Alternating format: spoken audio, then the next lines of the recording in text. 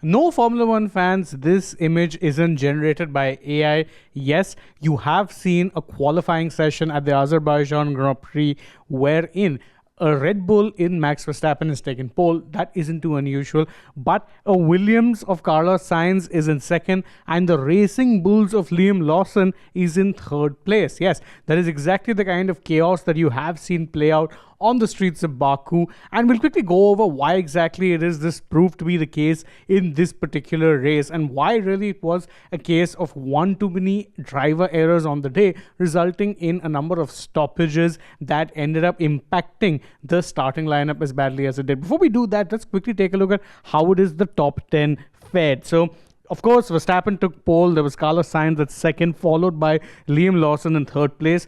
Kimi Antonelli and George Russell of Mercedes were fourth and fifth. Yuki Tsunoda, the other Red Bull, was in sixth. Lando Norris in seventh. Isaac Hadjar in eighth. Oscar Piastri in ninth. And Charles Leclerc in 10th position. Now, the one thing that obviously stands out when you look at this is that neither Piastri nor Leclerc ended up setting a time. And that's because, well, they were both involved in crashes at separate points in qualifying 3. Well, because of that, in the third session of qualifying, because of these, there was 2 red flags that came about, and because of those 2 red flags, it ended up impacting running times as well as let's say impacting how it is that the teams could go about with their business. Don't forget, there was a bout of rain as well in the final qualifying session. So all of that, the chaos really ended up impacting things big time. Charles Leclerc, remember, is a pole sitter at Baku from 2021 to 24. So 4 years he ended up getting pole position. This year, not even getting there, not even, he's just rounding off the top 10.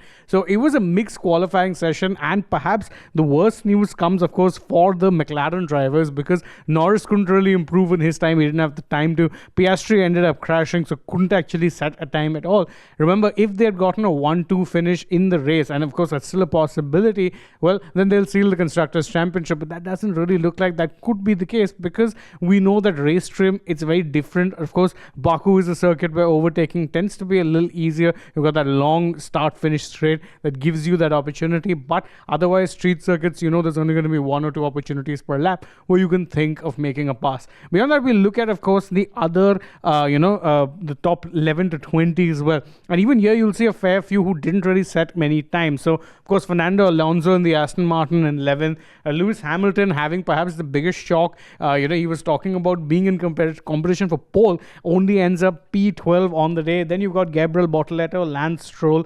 Of course, you've got Oliver Behrman, Franco Colapinto, neither of whom could set a time. Nico Hülkenberg couldn't set a time. Neither could Ocon, Gasly, or Albon. All of these guys involved at some point, almost all of them rather, in crashes. Alex Albon was the first crash in Q3. Thereafter, you had Nico Hülkenberg suffer a crash.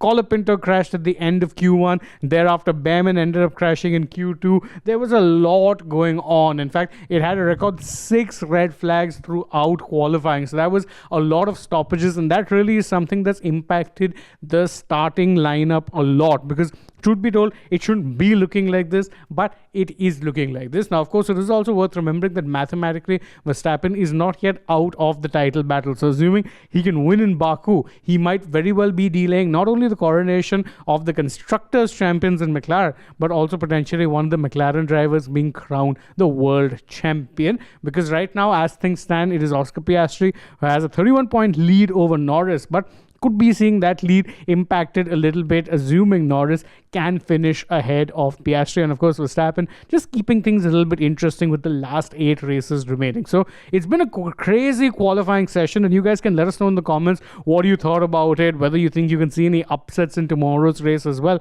And don't forget, if you enjoyed this video, to like it, share it with your friends, subscribe to the channel, tap that bell as well. Follow us also on social media. We're on Instagram, X, and Facebook. Stay tuned also to Sports Today for more such updates from the world of sport. For now, from me, it is goodbye.